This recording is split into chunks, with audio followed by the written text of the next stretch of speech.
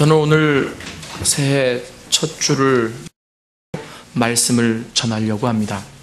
제목을 물을 포도주로라고 이렇게 잡아보았습니다. 제가 봉독해드린 오늘 이 성경의 본문의 내용은 우리가 너무나 잘 알고 있는 내용입니다. 예수님께서 공생애를 시작하시면서 그 공생애 가운데 당신의 첫 번째 기적, 성경에서는 표적이라고 되어 있는데 이 표적을 일으키신 사건이죠. 우리가 너무나 잘 알고 있습니다. 물을 포도주로 만드신 사건입니다. 제가 어릴 때 주일학교 때 많이 불렀던 찬양이 예수님이 말씀하시니 물이 변하여 포도주 됐네. 찬양하세요? 요즘은 안 부르더라고요. 그런데 이 찬양을 참 재밌게 잘 불렀어요. 그리고 나서 후렴구에 가면 예수님 나에게도 말씀하셔서 새롭게 변화시켜 주소서, 이렇게 이 찬양이 끝납니다. 그런데 그 찬양만 제대로 불러도 이 갈릴리 가나에서 예수님이 일으키신 첫 번째 표적의 의미를 우리가 알 수 있다라고 하는 겁니다. 그래서 이 성경은 오늘 여러분 주의 깊게 보셨으면 알겠지만 예수님이 일으키신 이 사건을 기적이라고 얘기하지 않고 표적이라고 얘기했습니다. 일전에 제가 한번 말씀드렸다시피 기적이라고 하는 것은 그저 인간이 할 수 없는 초월적인 일이 한 번 일어난 것, 이런 것이 기적이에요. 영어로 miracle 이렇게 얘기를 하는데, 그런데 성경은 표적이라고 얘기하고 있습니다.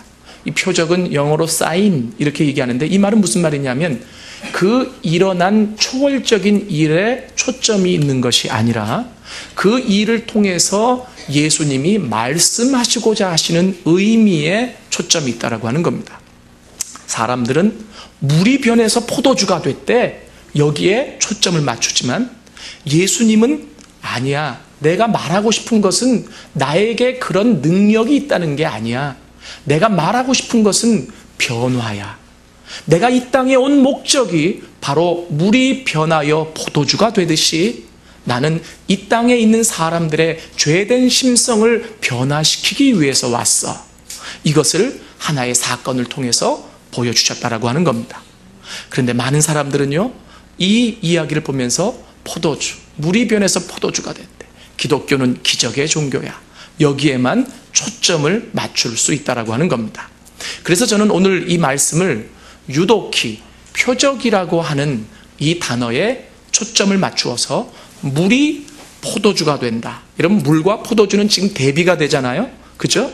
그래서 물과 같은 세상의 이치와 포도주와 같은 하늘나라의 이치를 대비하면서 오늘 예수님께서는 이 첫 번째 표적을 통해서 과연 이 땅에 있는 사람들에게, 아니 오늘 이 자리에서 예배드리는 우리에게 무엇을 말씀하시고 싶어 하시는지 우리가 한번 살펴보려고 합니다.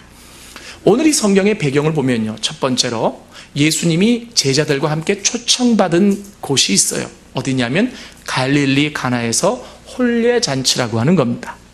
여러분, 우리가 흔히 결혼식이라고 하면요, 가장 풍성한 자리 아닙니까? 그죠? 제가 그 대학원 때 졸업여행으로 이제 교수님을 모시고 성지순례를 갔었습니다. 근데 이스라엘에 가서 샬롬 호텔이라고 하는 곳에 가서 잠을 자는데 아주 시끄러워서 그냥 그날 밤을 꼬박 새우듯이 했습니다. 얼마나 밖에서 시끄럽게 떠들어대는지. 그래서 왜 그런가 싶어가지고 아침에 알아봤더니 이스라엘 사람들 가운데 누가 결혼을 했대요. 근데 결혼하면 낮에 하잖아요. 근데 이스라엘 사람들의 시간의 개념은 해가 진 뒤부터 하루가 시작되는 거예요. 그러니까 밤에 결혼식을 한다고 그래요. 그러니까 밤에 사람들이 모여가지고 그렇게 결혼식을 하면서 즐기고 먹고 아주 그냥 파티를 여는 거죠. 그 문화에 익숙하지 못한 우리들은 너무 힘들었었습니다. 여러분, 흔히 결혼식에 가면 우리가 축하하러 가기도 하지만 먹으러 가기도 하죠. 그리고 또 우리가 교제하러 가기도 가잖아요. 어떤 분들은 그냥 부주금만 내고 먹기만 하고 사진만 한 장 찍고 오시는 분들이 있잖아요. 저는 그것을 지적하려고 하는 게 아니라 이 혼례식장 하면은 먹을 것이 풍성한, 그리고 인간이 준비할 수 있는 풍성함이 있는 자리라고 하는 겁니다. 그 자리에 누가 초청됐느냐면 예수님과 제자들이 초청이 되어졌어요. 그런데 오늘 성경에 보니까 그 혼례식에, 그 인간이 준비한 풍성함이 있는 그 혼례식에 부족한 것이 하나 생겨났네요. 그 그것이 무엇입니까? 포도주입니다. 그죠? 그래서 저는 첫 번째, 오늘 이 표적의 사건을 통해서 우리 성도님들하고 그 의미를 되새기며, 표적이 주는 의미를 되새기며 말씀드리고 싶은 첫 번째 요지는, 인간이 준비한 풍성한 자리 안에는 반드시 부족하고 모자라는 것이 있습니다 라고 하는 것입니다. 아무리 우리가 돈이 있다고 할지라도, 아무리 우리가 능력이 있다고 할지라도, 아무리 우리가 권세가 있다고 할지라도, 모든 것을 다 갖추어 놓았다고 할지라도 우리 안에는 필연적으로 연약함이 있고 필연적으로 모자라는 부분이 있거든요. 여러분, 아마 저는 그렇게 생각해요. 왜 이 자리에 포도주가 모자랐을까요? 첫 번째, 사람이 너무 많이, 예상보다 너무 많이 왔을 수 있어요. 그죠? 그것도 알아차리지 못하는 것이 우리의 연약함일 수 있다고 하는 거예요. 두 번째, 그 하객들 가운데 주당이 있었을지 몰라요. 그래가지고 포도주를 막 마셔서 모자랐을 수도 있다고 하는 겁니다. 그것도 주당이 올지 못 올지 예측하지 못하는 게 인간이라고 하는 거예요.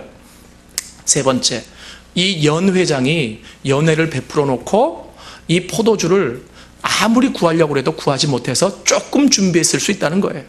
여하튼 이 성경 말씀, 이 첫 번째 표적이 우리에게 시사하는 바는 바로 무엇이냐면, 인간이 아무리 자기의 능력과 재물과 권세와 지식을 자랑한다 손치더라도 인간에게는 인간이 채울 수 없는 모자람이 있습니다 라고 하는 부분입니다.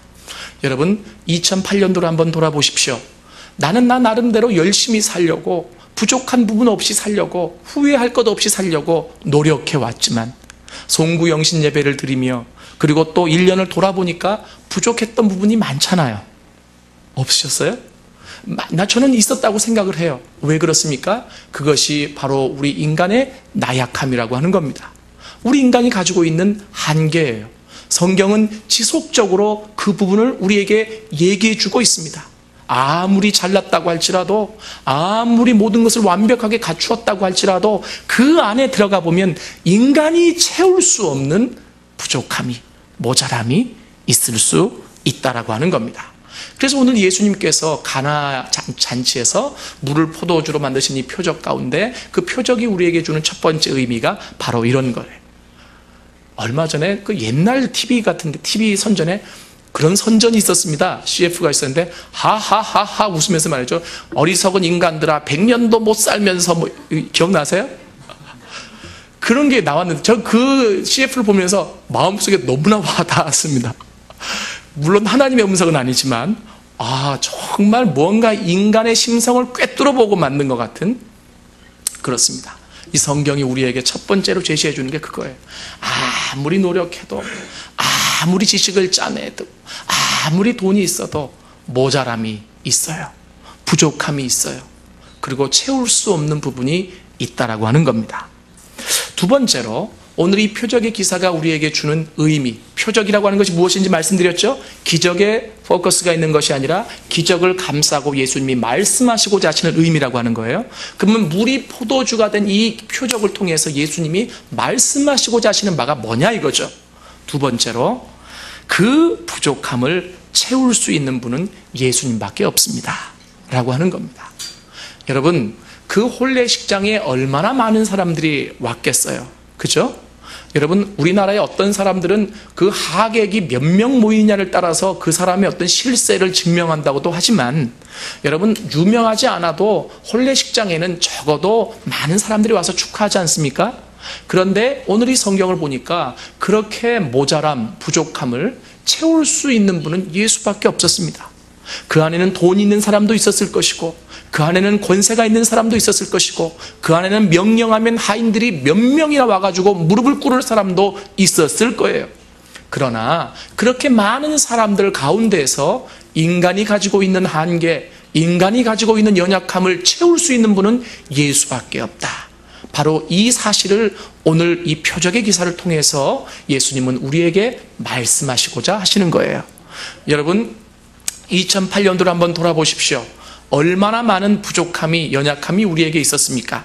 그런데 참 놀라운 것은 그 부족함을 내가 느끼고 알았을 때 이 부족함을 채우기 위해 채울 수 있는 예수를 붙잡고 그 예수님께 요청하면 예수님이 채워주신 부분도 있었을 거예요. 그러나 그 예수를 붙잡지 않고 그 예수께 요청하지 않고 예수께 무릎 꿇지 않았다라고 한다면 그 부분은 내가 다른 사람이 채워줄 수 없는 부분이라고 하는 것입니다. 그래서 오늘 두 번째로 여러분들에게 말씀드리고 싶은 이 표적의 의미, 예수님이 이 물을 포도주로 만들어주신 이 사건을 통해서 가르쳐 주시고 싶은 것은 분명히 한평생을 살아가면서 우리는 나의 연약함과 부족함 때문에 한계를 경험하고 모자람을 경험하고 채워지지 않음을 경험할 수 있는데 그 채워지지 않음은 누가 채울 수 있느냐? 예수만 채울 수 있다라고 하는 것을 우리에게 가르쳐 주고 있습니다. 세 번째로 이 표적의 사건 가운데서 예수가 우리에게 말씀하시고자 하시는 부분이 있습니다. 그것이 바로 무엇이냐면, 여러분, 예수님과 제자들이 그 혼인잔치에 초대를 받으셔서 갔잖아요. 우리는 성경의 결론을 알고 있기 때문에 예수가 기적을 일으키실 수 있는 분이라는 것을 알아요. 그런데 그 많은 사람들 가운데서도 그렇게 사람들이 많이 있었지만 철저하게 준비한다고 했지만 포도주가 모자라는 사건이 벌어졌잖아요. 그런데 그것을 채울 수 있는 분이 누구시라고요? 예수님이세요. 그런데 여러분 보세요. 예수가 그 자리에 계셨음에도 불구하고 그 예수를 바라보고 예수께 요청할 수 있는 사람이 있었는가 하면 예수를 바라보지 못하고 발을 동동 구리고 걱정, 근심만 가졌던 사람이 있었더라라고 하는 겁니다. 오늘 성경이 가르쳐주고 있는 거예요.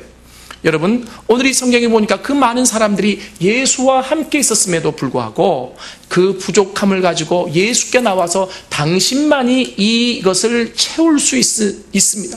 당신만이 이 모자람을 채울 수 있는 분이십니다라고 고백한 사람은 마리아 외에는 없었다라고 하는 것입니다. 그런데 유독 이 예수의 어머니이신 마리아는 예수께 가서 그 예수를 알기에 어떻게 합니까? 태어날 때부터 하나님의 고지를 받아서 네 아들이 아니라고 하는 거죠. 하나님의 아들이라고 하는 것을 알았기에 이 어머니가 아들인 예수에게 가서 부탁을 하는 거죠. 포도주가 모자라다. 여러분, 저는요, 우리가 2008년을 돌아볼 때 후회스럽고 좀 더 잘할 수 있었는데 라고 생각하는 부분들이 많이 있었을 거예요. 그런데 여하튼 그런 후회와 그리고 그런 마음 속에 이 뉘우침은요, 해가 갈수록 늘 있을 수 있어요. 그것이 없을 수 있기 위해서 필요한 게 있습니다. 우리는 연약함이 있는 존재라는 사실을 인정해야 돼요. 그리고 그 연약함을 예수만 채울 수 있다고 하는 사실을 받아들여야 돼요. 그때 어떻게 하죠? 예수께 요청하는 겁니다. 예수께 무릎 꿇는 거죠.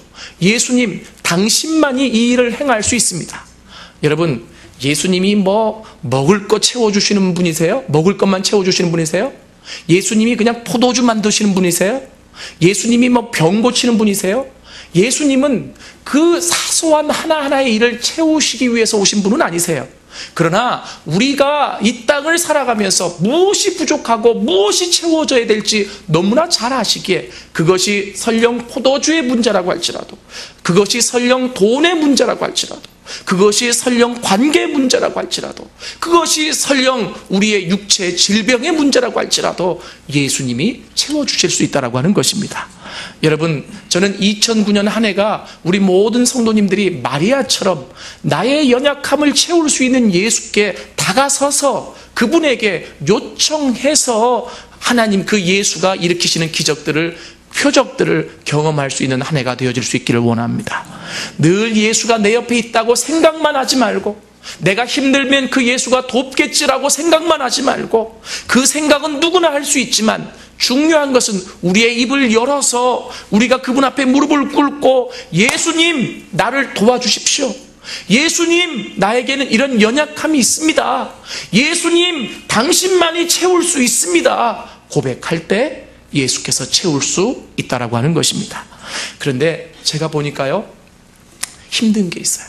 뭐가 힘드냐면, 우리는, 죄송합니다, 제가 이렇게 그냥 규정하고 지어서 말씀을 드려서 죄송하지만 제가 보니까 그런 마음들이 있어요. 뭐냐면, 우리가 나 스스로 내 안에 있는 연약함을 알지만 그 연약함을 입을 열어서 쉽게 고백하지 못하더라고요.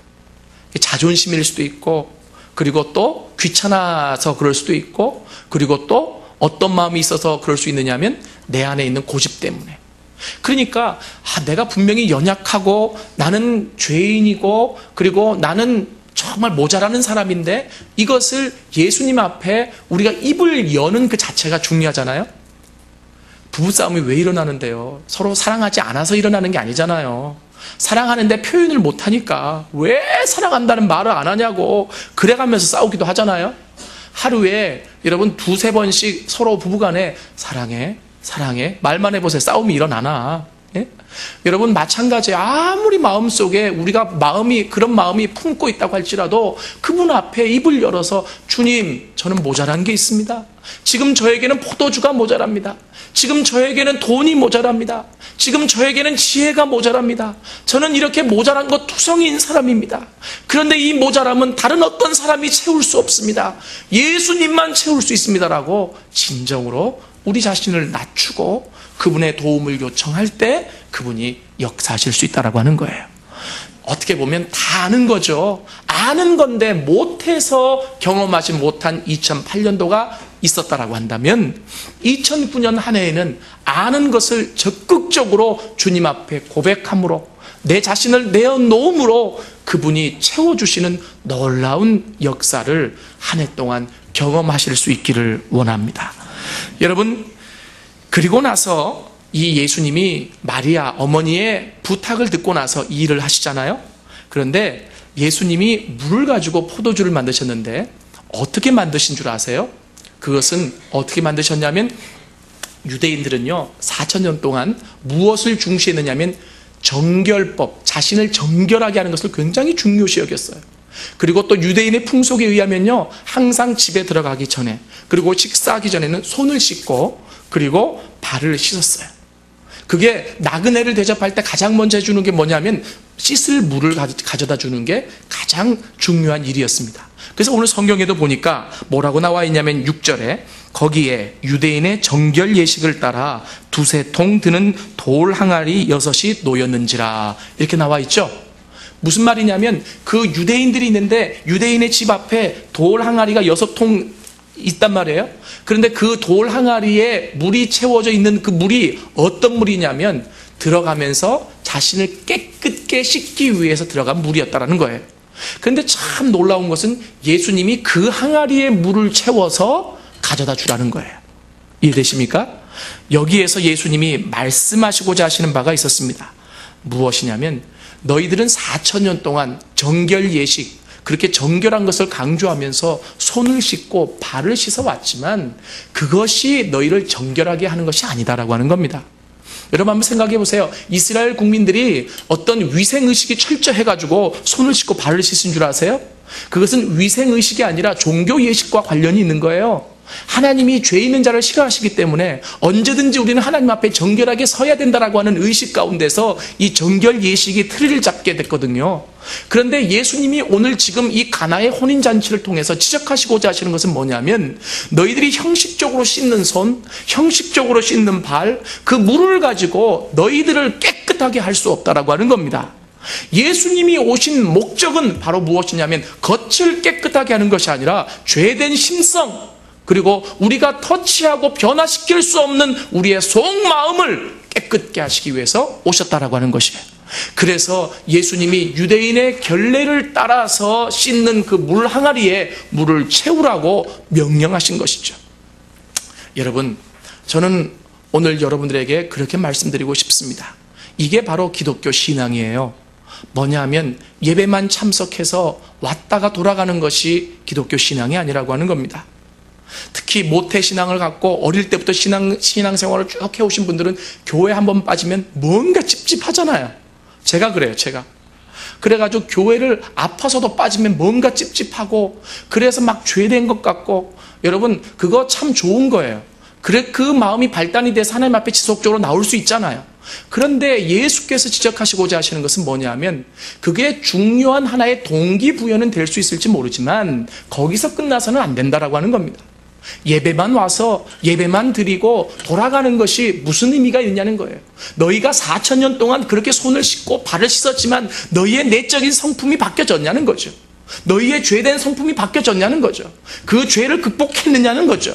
못했다라고 하는 건 아닙니까? 그래서 내가 온 목적이 바로 무엇이냐면 그렇게 유대인의 결례를 따라서 너희들의 씻는 손을 바로 너희들의 외적인 모습을 깨끗게 하는 게 목적이 아니라 나는 너희의 죄된 마음을 변화시키고 바꾸기 위해서 왔다라고 하는 겁니다. 여러분 2009년 한 해에는 하나님 앞에 나올 때마다 이 예배의 자리에 설 때마다 그 놀라운 주님을 만남으로 우리의 죄된 성품이 우리가 컨트롤할 수 없는 나의 옛 사람이 바뀌어져 갈 수 있는 한 해가 되어질 수 있기를 원합니다. 여러분 이것이 예수님이 말씀하시고자 하시는 핵심이에요. 어리석은 유대인들아 손만 씻는다고 되는 것이 아니다라고 하는 거예요. 어리석은 유대인들아 발만 씻는다고 되는 것이 아니라고 하는 거예요. 예수를 믿는다라고 하는 것은 그 예수의 능력 안에서 우리의 속마음이 바뀌어져야 된다라고 하는 겁니다. 손은 조금 더러워도 돼요. 그렇다고 더럽게 다니라는 얘기가 아니고 발 조금 더러워도 돼요. 중요한 것은 속마음이라는 거예요. 속사람이라고 하는 거예요. 기독교가 이 땅에 존재하는 가장 중요한 목적은요, 그 속사람을 변화시키기 위함이에요. 그래서 그 속사람이 변화되지 않으면요, 우리는 늘 다람쥐 쳇바퀴 돌듯이 5년, 10년, 20년 그렇게 신앙생활을 할 수밖에 없는 거예요. 그래서 오늘 예수님이 말씀하시는 거죠. 그 말씀을 직접 하시기보다는 이 사건을 통해서 의미를 내포하셔서 알게 하신 거예요. 그래서 오늘 그 의미를 하나씩 살펴보고 있는 것 아니겠습니까? 2009년도 이 1년 한 해는 우리의 속사람이 아주 우리가 보더라도 놀랍게 바뀌어지고 변화되어지는 귀한 한 해가 되어질 수 있기를 원합니다. 다섯 번째로 오늘 이 성경에 보니까 이렇게 기록되어 있어요. 10절에 보니까요, 말하되 사람마다 먼저 좋은 포도주를 내고 취한 후에는 낮은 것을 내거늘 그대는 지금까지 좋은 포도주를 두었도다 하니라. 이렇게 나오죠? 연회장의 말이죠. 그죠? 그런데 여러분 성경은 의미 없는 말을 써놓지 않아요. 그러면 지금 연회장과 신랑이 서로 기분이 좋아서 한 말을 그냥 써놨을까요? 아닙니다. 이 표적의 사건 2장 1절부터 11절까지를 표적이라고 봤을 때 그 표적이 내포하고 있는 의미가 있다고 그랬잖아요. 다섯 번째로 여러분들에게 말씀드리고 싶은 게 있어요. 뭐냐면 예수님이 가르쳐주고 싶으셨던 거죠. 첫 번째 그 뭐냐면요, 사람의 일은 처음이 좋고 나중은 나빠질 수 있다는 거예요. 이게 상징적인 겁니다. 그죠? 여러분 우리가 흔히 친구들하고도 그렇잖아요. 친하게 지내는 친구일수록 같이 살지 말라고 그런 얘기 들어보셨죠? 왜냐하면 친했는데 같이 살다 보니까 자꾸 티격태격 싸우게 되고 멀어지니까. 왜 그래요? 우리의 죄된 심성이 있기 때문에 그래요. 멀리서 볼 때는 그냥 좋기만 하고 서로 천사처럼만 보이는데 가까이 지내다 보니까 어머 제가 저런 모습도 있었네, 그리고 막 속에 별게 다 나오니까 그거를 감싸주지 못하면 멀어지는 거예요. 이게 세상의 일이라고 하는 겁니다. 세상은 그저 한번 외적으로 멋있게 보이고 그리고 화려하게 보이고 지적으로 보이고 호감 있게 보이고 그래서 사람을 끌고 그 다음에는 내 한계 때문에 나도 잘하고 싶지만 잘 마무리 지을 수 없을 수 있는 모습들이 우리들의 모습이거든요. 성경이 얘기하고 있는 거예요. 그런데 하나님의 일이라고 하는 것은 어떤 거냐? 시간이 가면 갈수록 더 좋게 되는 거예요. 믿으십니까?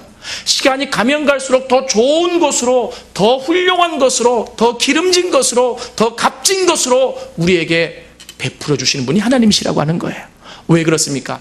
우리는요, 제가 단언하건대 평생을 살아도 하나님을 다 알지 못합니다. 그 무궁무진한 하나님의 나라, 그 무궁무진한 하나님의 경륜, 비밀, 풍성함, 그리고 풍족함을 어떻게 다 알 수 있겠습니까?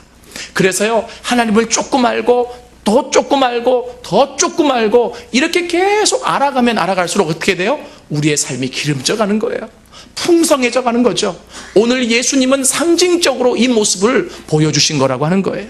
그래서 여러분 잘 보세요. 흔히 목사, 전도사, 사역자들, 그리고 또 신앙생활을 오래 해오신 분들, 여러분 나는 예수 믿은 지 10년이거든, 나는 모태신앙이거든. 그런데 그게 중요한 게 아니라 그 모태신앙이고 10년이고 20년이고 뭐 3대고 4대고 그게 중요한 게 아니라 그 안에서 하나님을 경험해서 그 20년 믿은 만큼 10년 믿은 만큼 내 안에 풍성함이 있어야 되는 거예요. 예수를 많이 믿으면 믿을수록 낡아지는 게 아닙니다. 예수를 많이 믿으면 믿을수록 어떻게 돼요? 내 안에 기름짐이 있는 거예요. 내 안에 풍성함이 있는 거예요.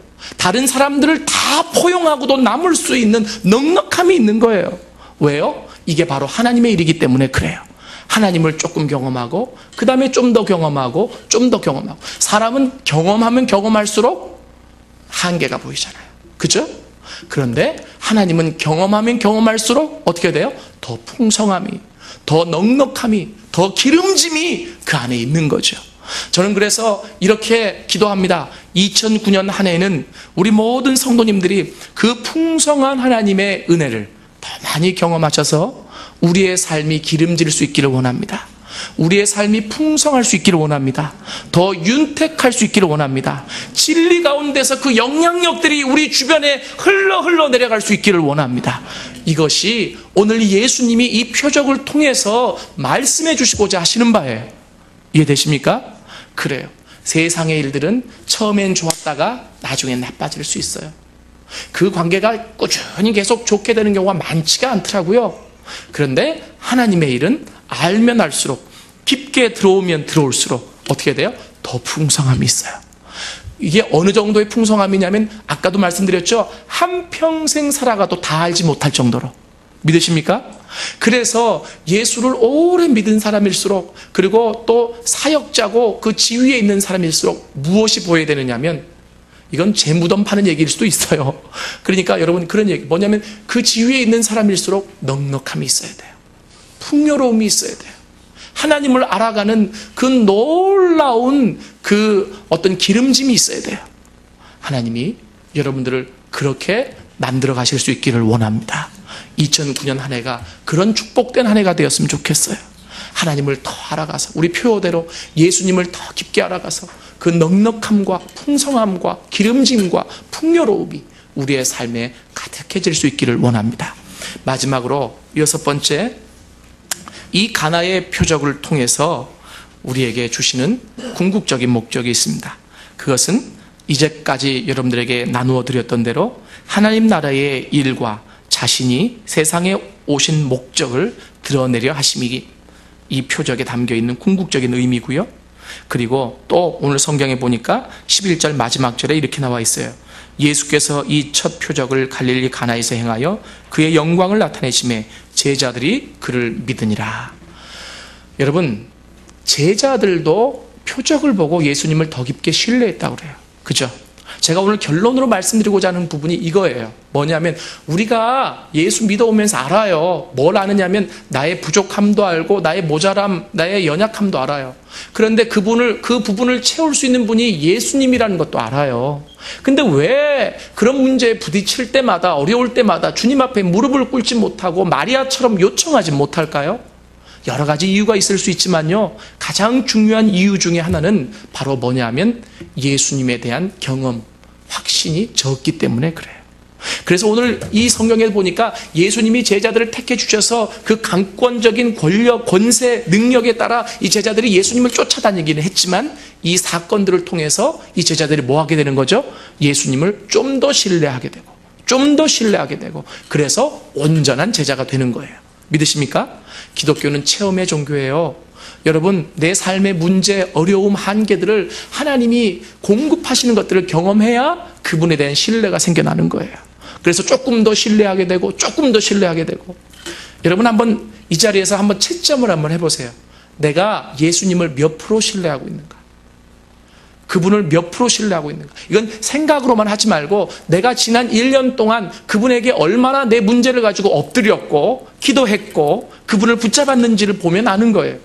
그냥 나는 100% 신뢰해요 이렇게 얘기하지 마시고, 내가 문제가 있을 때마다, 내가 어려울 때마다, 내가 모자랄 때마다 나는 얼마만큼 그분에게 엎드리고 굴복했는가를 보면 아는 거예요. 그게 정답이에요. 10번 문제가 생겼는데 내가 3번만 굴복했잖아요. 3번만 그 아버지를 찾았잖아요. 그분에 대한 신뢰도는 30%일 수밖에 없다는 거예요. 이해되십니까? 여러분, 그래서 오늘 결론적으로 말씀드리고 싶은 게 있어요. 예수님은 한 번의 일을 통해서 여러 가지 일을 하시는데 궁극적으로 예수님이 또 초점을 맞추신 게 제자들이라고 하는 거죠. 그래서 오늘 예수를 믿는 우리 성도님들에게 주님이 초점 맞추시고 계세요. 2009년 한 해에는 내가 너희들의 모자람을 채우리라, 부족함을 채우리라, 하나님의 능력을 드러내리라. 근데 거기서 끝나지 말고 그 일을 통해서 믿고 있는 그 예수가 어떤 분인지 더 깊게 신뢰해 갈 수 있는 한 해가 되어질 수 있기를 원합니다. 우리 다 같이 기도하시겠습니다.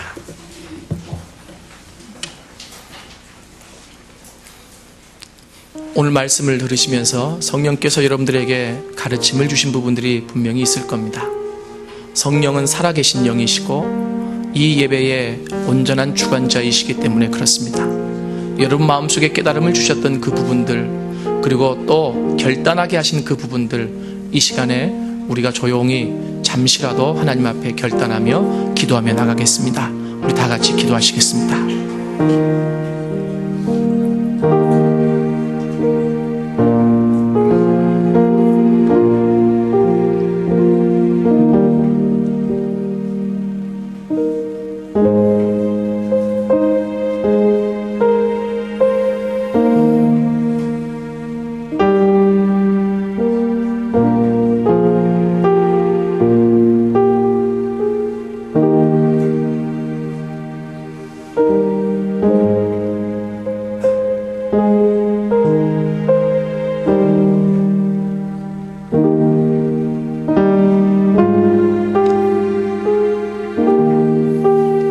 오늘의 말씀처럼 우리에게는 모든 것을 완벽하게 준비해 했노라고 하지만 그 안에 모자람이 있을 수 있음을 인정하게 하시옵소서. 나는 부족한 자임을 고백하게 하시옵소서. 그리고 그 모자람과 부족함을 채울 수 있는 분은 예수밖에 없음을 고백해 하시옵소서. 그 예수에게 내가 무릎 꿇고 요청할 때마다 나에게 찾아오셔서 모자람을 채우시고 기적과 표적을 일으키실 분이심임을 내가 확증케 하시옵소서. 2009년 한 해 그래서 그분을 더 알아가며 우리의 삶이 기름지고 풍요롭고 그리고 더 풍성해질 수 있도록 축복하시옵소서. 예수님의 이름으로 기도드렸습니다.